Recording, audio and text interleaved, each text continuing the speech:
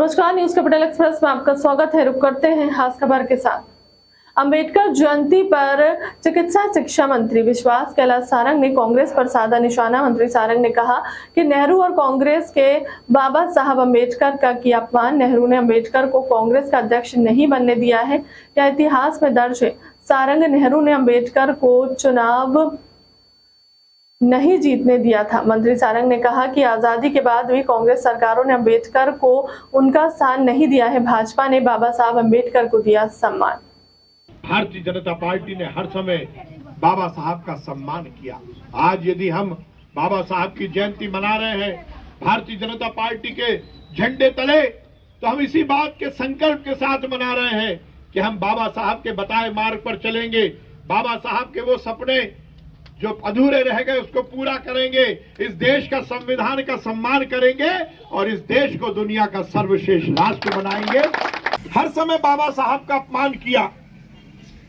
खासकर जवाहरलाल नेहरू ने जब आजादी की लड़ाई में बाबा साहब सबसे ज्यादा बढ़ चढ़कर हिस्सा ले रहे थे, उससे लेकर और आजादी के बाद तक जवाहरलाल नेहरू ने बाबा साहब का लगातार अपमान किया। ये इतिहास में दर्ज है। उन्होंने जवाहरलाल नेहरू ने बाबा साहब को कांग्रेस का अध्यक्ष नहीं बनने दिया। जवाहरलाल नेहरू ने कभी भी बाबा साहब को चुनाव नहीं जीतने दिया।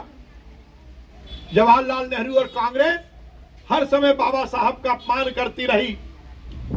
आजादी के बाद भी जब तक कांग्रेस की सरकारें रही इस देश में बाबा साहब का सम्मान नहीं हुआ। बाबा साहब का सम्मान किसी ने किया तो वो भारतीय जनता पार्टी ने किया। करता हूं और आज भारतीय जनता पार्टी के सभी कार्यकर्ता इस बात का संकल्प लेते हैं कि हम बाबा साहब के बताए मार्ग पर चलेंगे।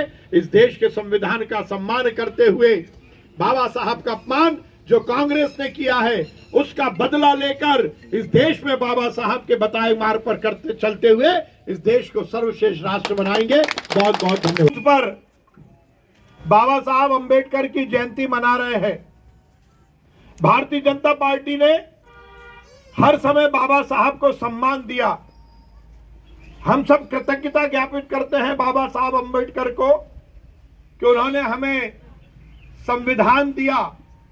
हिंदुस्तान के संविधान को बनाने में बाबा साहब ने सबसे बड़ा योगदान दिया।